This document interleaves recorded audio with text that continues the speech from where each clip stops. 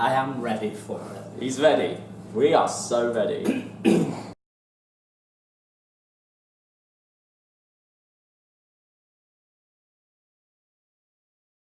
Mitch auditioned for my first play, Honest Lies, and I remember the audition video he sent in.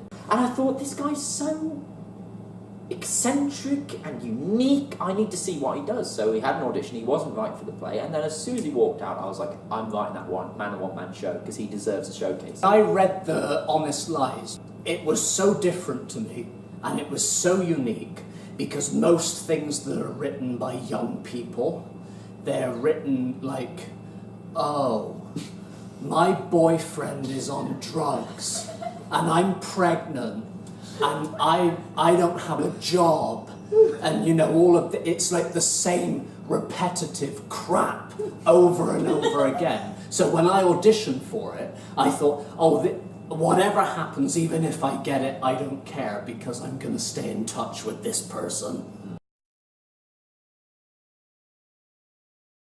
The basic story is, I would meet up and we'd have a chat, and I would drink a lot of whiskey, and then Chris would write everything down.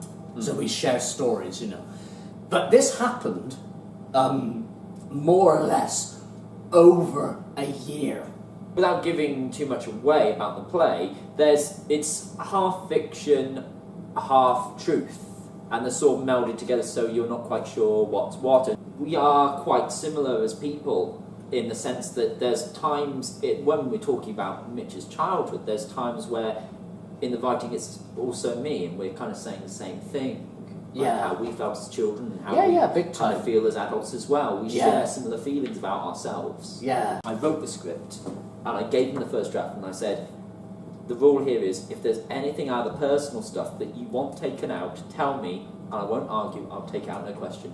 And there was only one tiny thing that was omitted. 99% of what I've written stayed in, and I think that says a lot about Mitch, that you're very courageous and you genuinely don't give a fuck. You have that bravery to go, yeah, this is it, I'm going to put it out there. Wonderful. Yeah. Absolutely wonderful. Whatever we've created as just Mitch and Chris as friends, when we get into that room, we're going to be actor and director. Because sometimes having friends isn't a good thing, because friends always want to protect you. And when we did this, that didn't happen. He didn't let that get in the way of him being a director, and that's a good thing. Yeah. It's a wonderful quality. You take risks and make creative choices that a lot of actors I know wouldn't take. And you've challenged me as a director, particularly, like some of the stuff you do in this, and how open and how vulnerable at times you can be. That's been, I think, hard on both of us to make. Yeah. When somebody says to you, jump off that cliff, I'm going to catch you, I jump off the fucking cliff. Yeah. I do anything. It's scary, it's challenging, it's really fucking scary, but I'm going to do it because of him. I don't want to make it look like we're both sucking each other's asses.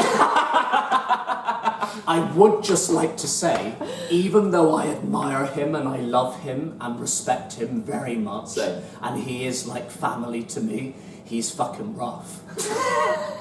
And it's not funny, because I have had many ideas for this play that would be just wonderful.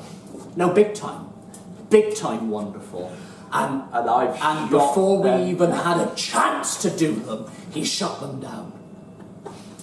If I had my way, I'd have a great makeup for the first act of this play. And he would be doing a dance to a Lady Gaga song. That was also an idea you had. I probably would, wouldn't I? Yeah. Oh, yeah.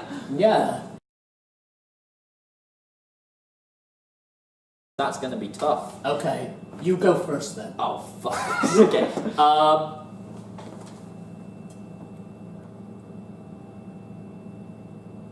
I've got it! Oh, shit!